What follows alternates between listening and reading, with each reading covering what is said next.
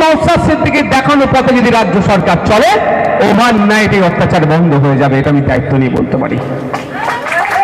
অপদার্থ সরকার চলছে না, এটা সার্কাস চলছে, এটা সার্কাস চলছে, সরকার চলছে না। তাই আমাদেরকে 2026-এর কথাই ভাবতে হবে, এখন থেকেই শুধু ভাবতে হবে। কে আসছে কে যাচ্ছে দেখে লাভ হবে না। আপনাকে আটকাতে বলছে কি, বলছে বিজেপিকে আটকাতে হবে, তৃণমূলকে ভোট দাও। ভালো কথা, শুনতে খুব পছন্দ লাগছে, কিন্তু তৃণমূলকে বিজেপিকে আটকে কতটা ভোট দিয়ে তৃণমূলকে দিয়ে আপনি লাভবান হলেন? আমি একটা পোস্ট করেছি ফেসবুকে, অনেকের গা জ্বালা করছে। আপনারা জানেন গত পরশুদিন কলকাতায় সল্টলেকে একটা প্রতিবাদ করছিল কিছু মাদ্রাসার টিচাররা, আনএডেড মাদ্রাসার টিচাররা প্রতিবাদ করছিল বেশ কিছু বিষয় নিয়ে। 31টি মাদ্রাসা বন্ধ করে দিয়েছে, সেটা নিয়ে সাথে সাথে আরো কিছু বিষয় নিয়ে তারা দীর্ঘদিন আন্দোলন করছে। তার মধ্যে একটা কি, ওই বাচ্চাগুলো যে স্কুলে পড়ে সেখানে মিড ডে মিলের কোনো ব্যবস্থা নাই, কিন্তু ওটা সরকার বলছে ওটা আমার মাদ্রাসা, সরকারি মাদ্রাসা। সরকার বলছে ওটা সরকারি মাদ্রাসা, সরকার স্বীকার করছে ওটা সরকারি প্রতিষ্ঠান, কিন্তু সেই সরকারি প্রতিষ্ঠানে মিড ডে মিল দিচ্ছে না। আর কয়েকটা দিন আগে একটা সার্কুলার দেখলাম, একটা নোটিশ দেখলাম, যেখানে পশ্চিমবঙ্গ সমগ্র শিক্ষা মিশনের প্রজেক্ট ডাইরেক্টরের সিগনেচার করা স্টেটের একটা সার্কুলার দেখলাম। সেখানে বলা হচ্ছে ওই স্কুলের আশেপাশে যে কুকুরগুলো অনেক সময় থাকে না, কুকুরের বাচ্চা থাকে তো ভাই, ও তাদেরকে খাওয়ানোর ব্যবস্থা দিনে একটা করতে হবে মিড ডে মিলের থেকে। অর্থাৎ কুকুরের সন্তানদেরকে খাওয়ার ব্যবস্থা করতে হবে। আর মুসলমানের সন্তানদের জন্য দীর্ঘদিন কলকাতার রাজপথে দাঁড়িয়ে আন্দোলন করার পরে, কয়েকজন অসুস্থ হয়ে যাওয়ার পরে, ওই রোগ গ্রীষ্ম শীতকে উপেক্ষা করে দীর্ঘদিন ধরে আওয়াজ উঠছে যে মুসলমানদের সন্তানগুলো যে শিক্ষা প্রতিষ্ঠানে পড়াশোনা করে, আনএডেড 237টি শিক্ষা প্রতিষ্ঠানের, এই বাচ্চাগুলোর জন্য একটু মিড ডে মিলের ব্যবস্থা করা হোক। তা মমতা ব্যানার্জি করলো না, কিন্তু আপনার বাড়ির পাশের স্কুলের কুকুরের বাচ্চাদের সন্তানের জন্য ব্যবস্থা করলো। তাহলে মুসলমানদের সন্তানগুলো কুকুরের সন্তানের থেকে ভালো কি খারাপ, আপনাদের কাছে আমি ছেড়ে দিলাম। খারাপ লাগছে? খারাপ লাগছে? আমি অনেক আগেই বলেছি আপনাদের মানুষ ভাবে না, ভোটার ভাবে। আর এখন আপনারা বলে যাচ্ছি, আপনারাই বলুন আপনাদের বাচ্চাদের সম্মান কুকুরের বাচ্চাদের থেকে বেশি না খারাপ? আপনারাই বলুন। আমি বললে তো রাগ হয়ে যাবে অনেকের। খারাপ লাগছে নাকি? কিছু করার নেই ভাই। আমি ভোট নিয়ে ভাবি না, কালকে নিয়ে আমি ভাবি না ভাই, কালকে কি হবে ও নিয়ে আমি ভাবি না। দ্বিতীয়বার এমএলএ হতে হবে, তেল লাগাতে হবে, চটি চাটতে হবে, ও আমার দ্বারাই ভাই হবে না। আমি বলে যাচ্ছি ভাই, ও আমার দ্বারাই হবে না। কালকে আমি বাঁচবো কি মরবো গ্যারান্টি নেই। 2026 সালে আবার এমএলএ হতে হবে, ও স্বপ্ন থেকে কিছু লাভ হবে? কাল কিসনে দেখা বলতে পারবে কেউ? কালকে কি হবে? এই তো আমার একটা ছেলে আসলাম হাবিব বলে, আমার অত্যন্ত ভালোবাসার ছেলে, তার আগের দিনে আমাদের নেতৃত্বের সাথে কথা হয়েছে, পরের দিন অ্যাক্সিডেন্ট করে মারা গিয়েছে। বলুন, তা আমাকে ভাই যতটুকু টাইম পেয়েছি ভাই, আমি ওসব ভালো করে চেয়েছি একদম নজর লাগিয়ে দেবো। কেউ কি বললো দেখার দরকার নেই আমার, আমি সঠিকটা বলবো। আমি যদি ভুল বলি আমি চ্যালেঞ্জ করে যাচ্ছি, আমার বিরুদ্ধে নোটিশ পাঠাক।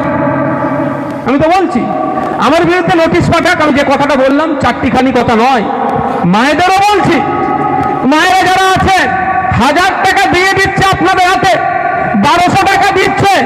আমি নিতে বারণ করছি না, আমরা বলছি 1000-1200 নয়, এই 1000-1200 ভিক্ষার মতো হচ্ছে, এটা নয়।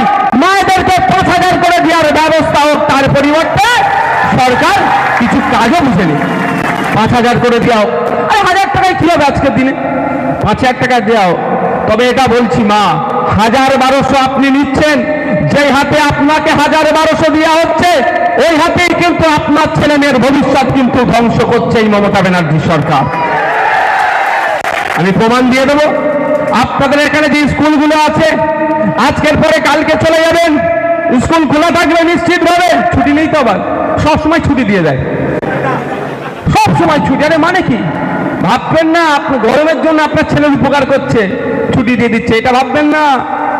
এ আপনার ছেলের উপকার করেনি, বড় লোকের ছেলের উপকার করছে আর গরিবের ছেলের বাঁশ দিচ্ছে, এটা মাথায় রাখুন, মাথায় রাখুন।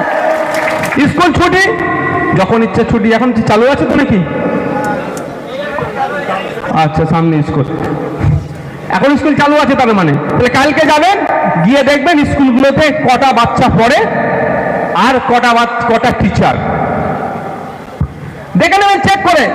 মা আপনার ছেলেকে 1000-1200 টাকা, আপনার হাতে 1000-1200 টাকা দিচ্ছে, আর আজকে সন্ধ্যাবেলায় নওশাদ ভাইজান সত্যি কথা বলে গেল না, নোংরা রাজনীতি করলো আর 5টা রাজনীতির নেতাদের মতো, সেটা প্রমাণ করে নেবেন। বাড়ি যাবে, ক্লাস 5-6 বাচ্চাটাকে আপনি ডাকুন, তাকে বলুন এই তুই 5-6 পড়িস, ইংলিশে তোর নাম, তোর বাপের নাম, তোর মায়ের নাম, কোন ক্লাসে পড়িস, কোন স্কুলে পড়িস, তোর ঠিকানা এতটুকু লিখে দে। যদি 100টার মধ্যে 90টা না ফেল করে, আমি রাজনীতি করাই ছেড়ে দেবো। বুঝতে পেরেছেন? কিন্তু আপনার মাসে মাসে কিন্তু 1200 টাকা চলে আসছে অ্যাকাউন্টে, 1000 টাকা আপনার মাসে মাসে এসে যাচ্ছে, কিন্তু আপনার ছেলের ভবিষ্যৎটাকে ধ্বংস হচ্ছে কেন? আর যার মা 1000-1200 টাকা নেয়নি, তার ছেলেটার কাছে যান, তার ছেলেটাকে প্রাইভেট স্কুলে পড়াচ্ছে, তার ছেলেটা ক্লাস 1 থেকেই কম্পিউটার পাচ্ছে, আর আপনার ছেলে নিজের নামটা ইংলিশে ঠিক করে লিখতে পারছে না। যখন বড় হবে তখন আপনার ছেলে কি হবে? আরো নেতার ছেলেটা কি হবে ভাই? নেতার ছেলে নেতা হয়ে যাবে, বাইরে থেকে পড়িয়ে নিয়ে আসবে, ইংলিশে 2-4টে কথা বলবে আর ভাববে ওরে বাবা, আর আপনার ছেলে বলবে এই লাঠিটা ধর আর বোমটা ধর, মার, ওই তামান্নার মতো ওকে খুন করবে চলায়, পাড়াতে পাড়াতে ঢুকে হিংসা ছড়াবে, এর বাইরে কিছু হবে?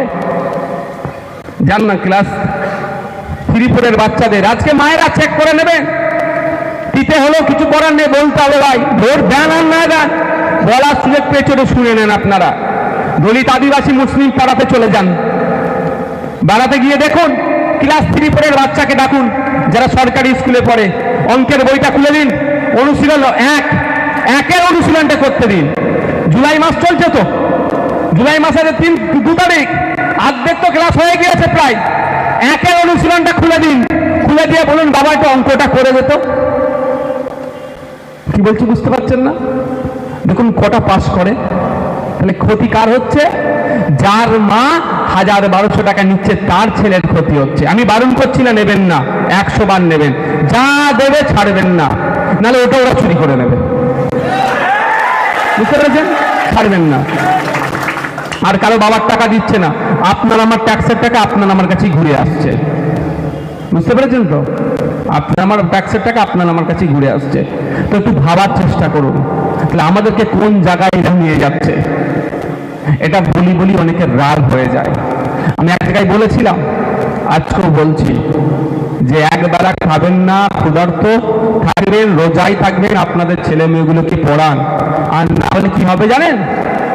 পড়াশোনা যখন আপনি, আর এখন ভাই টেকনোলজির সময় চলে আসছে, আপনি যাই বলুন, এখন টোটালটাই টেকনোলজির নির্ভর হয়ে যাবে।